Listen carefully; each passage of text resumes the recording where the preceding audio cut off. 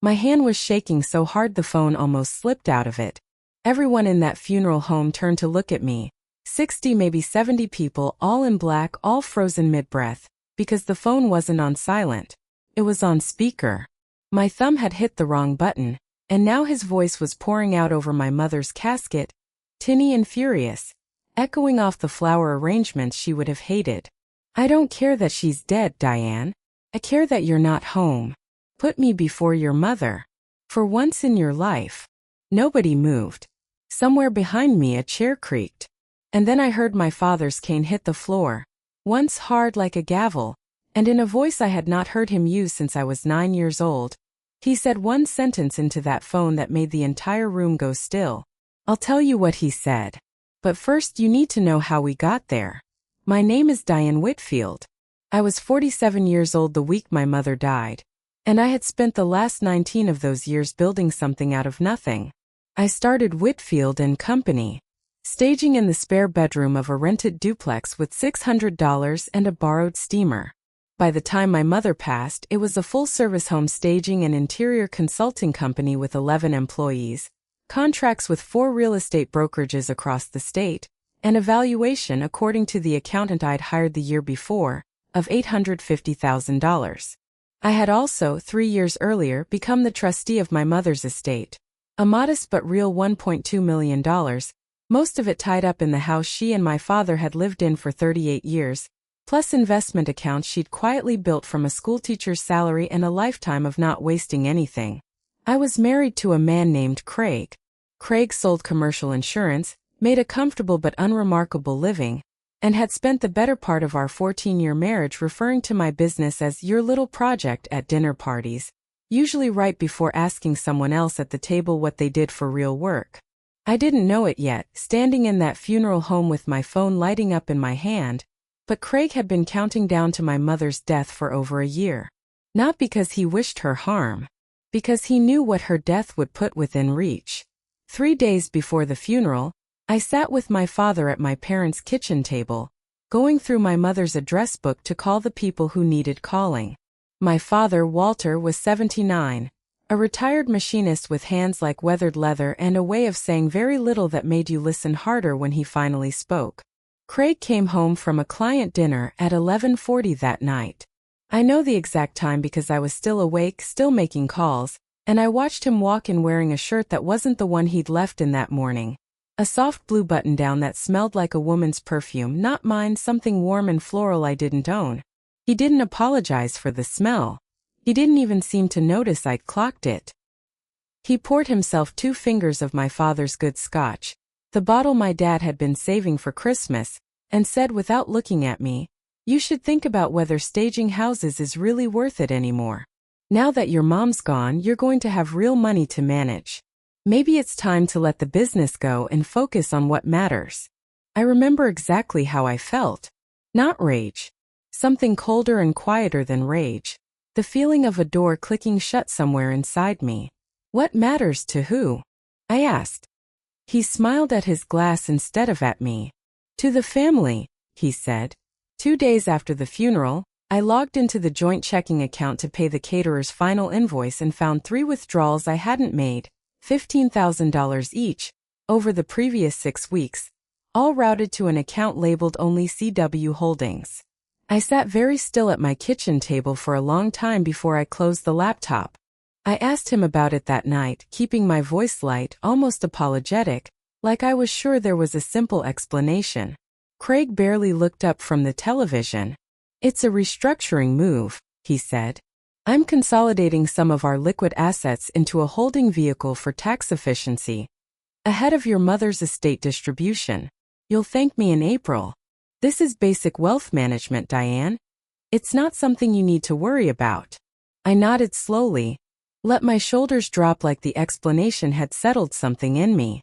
"Okay," I said softly. "You always did understand the finance stuff better than me." I believed exactly none of it. I went to bed and lay awake doing math. A week later, I drove to our bank under the excuse of updating my mother's beneficiary paperwork and asked casually for a copy of the HELIC application Craig had mentioned once in passing. The loan officer, A kind woman named Priscilla, who had done our mortgage 7 years earlier, pulled it up without hesitation. $180,000 secured against the house, my mother's house, which I now legally administered as trustee, and at the bottom my signature. I had never signed that document in my life. The following Sunday, I came home early from the office and heard voices in the kitchen before I opened the garage door. Craig's voice and a woman's, my sister-in-law Melissa, Craig's younger sister, who worked, conveniently, as a case manager at a private geriatric psychiatric practice. "She's going to figure out the loan eventually," Melissa was saying, ice clinking in a glass. "We need the guardianship filing in before she does. If Dr. Aldrich signs off on the cognitive assessment, citing acute grief-related dissociation, the judge doesn't even need to see her in person.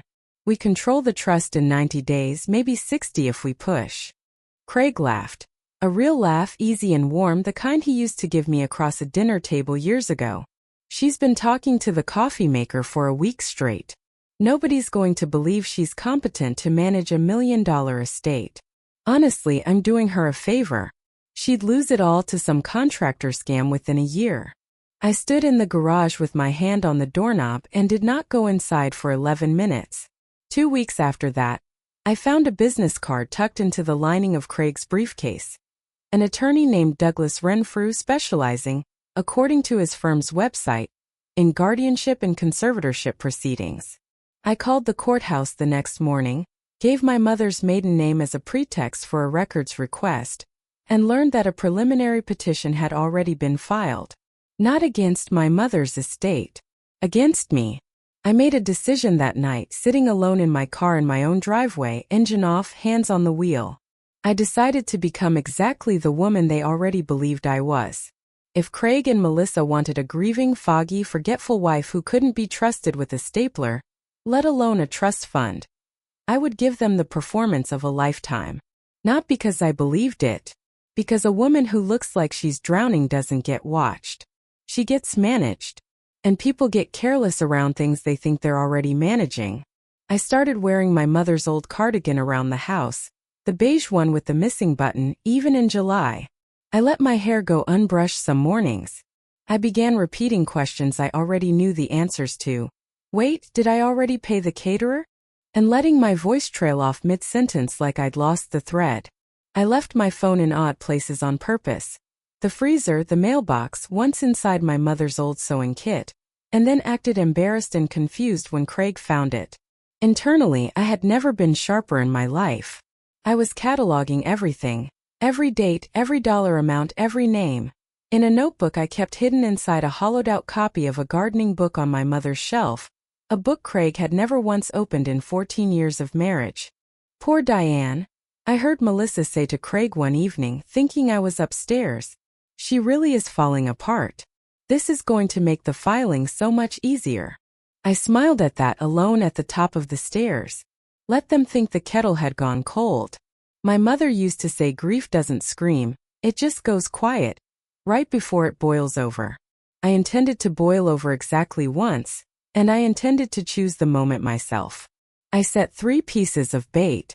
The first was a document, a fake amended will, drafted on my personal laptop and printed at a copy shop across town, naming Craig as sole successor trustee, due to the trustee's declining capacity.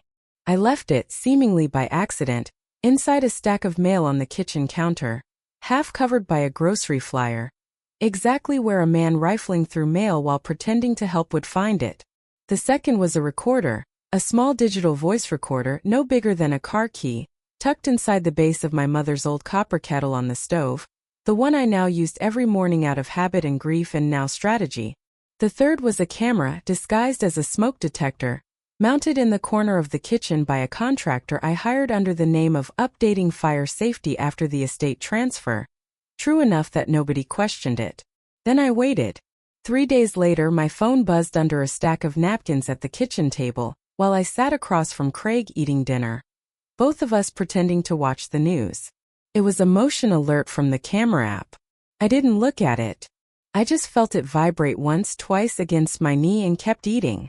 That night, after I'd gone up to bed, loudly, dramatically, forgetting to say good night, the way confused Diane always did now. I lay awake listening to the muffled sound of Craig's voice downstairs on the phone with Melissa, and the unmistakable rustle of paper. The next morning, I checked the footage on my phone in the bathroom with the door locked. Craig had found the fake will. He'd photographed it and texted the photo to Douglas Renfrew with the message, "This basically writes itself now. She's doing our job for us." I sat on the edge of the tub and allowed myself exactly 30 seconds of something that felt like grief, and then I flushed the toilet for cover and went downstairs to make breakfast, humming off-key like a woman with nothing left to lose. They chose the 40th day memorial dinner to make their move, a tradition my mother had loved, a gathering of family at my parents' house 40 days after burial. My father hosted it at the long oak table where I'd eaten 1,000 Sunday dinners as a child. 12 people came: aunts, cousins, Craig's parents, Melissa, and arriving 20 minutes late, uninvited by me but not by Craig, Douglas Renfrew, introduced to the table as a family friend helping with some paperwork. Craig waited until dessert. "Diane," he said, loud enough for the whole table, gentle in the exact tone people use when they want witnesses to see how patient they're being, "we talked about this. Dad thinks it's time too. You need to sign the papers so we can get you the support you need. There's no shame in it." Melissa reached over and patted my hand like I was a child. "It's for your own good, sweetie. You haven't been yourself." I set down my fork. I did not raise my voice. I have never once in this entire story needed to raise my voice. "You're right that I haven't been myself," I said. "I've been someone else on purpose. Let me show you who." I took out my phone and played at a volume the whole table could hear, 11 seconds of Melissa's voice from 6 weeks earlier. "If Dr. Aldrich signs off on the cognitive assessment, citing acute grief-related dissociation, the judge doesn't even need to see her in person." Craig's face went the color of the tablecloth. I played the second clip, his own voice warm and easy, laughing. "She's been talking to the coffee maker for a week straight." Then I set a manila folder on the table and slid it toward my father-in-law, not Craig. Inside was the forged helix signature next to a certified handwriting comparison I'd paid for privately, the bank's fraud department confirmation letter, and a printout of the guardianship petition filed under my name at the courthouse 3 weeks before anyone had told me I was declining. "The kettle only whistles right before it boils over," I said quietly, echoing my mother, and I picked up the copy of the fake will Craig had photographed, the one I'd planted, the one he'd tried to weaponize, and I tore it in half once cleanly down the middle and set the 2 pieces on either side of his dessert plate. At that exact moment the doorbell rang. My father, who had known everything for the past 9 days because I had finally told him, and because it turned out he'd quietly had his own attorney reassign power of attorney over my mother's original estate documents the moment he suspected something was wrong, rose from his seat without a word and answered it. 2 detectives from the County Financial Crimes Unit stood on the porch. They weren't there for a courtesy visit. They had a warrant related to the forged loan documents, flagged 3 days earlier by the bank's fraud department after Priscilla, the loan officer who remembered my real signature from 7 years of mortgage paperwork, filed a formal report on her own initiative. Craig stood up so fast his chair fell backward. "Diane," he said, and for the first time in 14 years, his voice actually shook. "Explain to them. Tell them this is a misunderstanding." I looked at him the way you look at a stranger who's blocking a doorway. "I put you before my mother for 19 years, Craig," I said. "You wanted to be put first. Congratulations. You're first in line." Craig Whitfield was arrested that night on charges of forgery and financial exploitation of a vulnerable trust, later amended to include wire fraud once investigators traced the $45,000 in CW Holdings withdrawals to a rented condo he'd been sharing part-time with a woman named Renee. The perfume, it turned out, had a name. He pled guilty 11 months later in exchange for a reduced sentence. 18 months, restitution of $63,000, and a permanent bar from serving as trustee or fiduciary for any estate in the state. Melissa Whitfield Doyle lost her license to practice as a case manager after the state licensing board reviewed the recording and opened its own investigation into Dr. Aldrich, who turned out to have signed at least 2 other fraudulent cognitive assessments for guardianship cases Melissa had quietly steered his way over the previous 3 years. She was never criminally charged, but she was fired within the week, and her name now returns unflattering local news coverage on the first page of any search. Douglas Renfrew was referred to the State Bar Association for filing a guardianship petition based on evidence he knew, or should have known, was fabricated. His license was suspended pending review. I did one more thing before I let it all settle. Melissa's assistant at the geriatric practice, a 24-year-old named Priya who had nothing to do with any of it and was about to lose her job in the fallout, got a phone call from me personally, and then a reference letter, and then 3 weeks later, a position at a legitimate estate planning firm run by a friend of mine. I made sure 2 of Melissa's actual elderly clients, caught in administrative limbo when her caseload was reassigned overnight, got personally walked through the transition by people I trusted. Not everyone in the blast radius deserved to be in it. It was raining the night Craig came back. 8 months later, thinner than I remembered, wearing a coat that didn't fit him anymore. I saw him through the front window, standing at the edge of the porch light like he wasn't sure he was allowed inside its circle. "Diane," he said when I opened the door. "I don't have anywhere else. Please.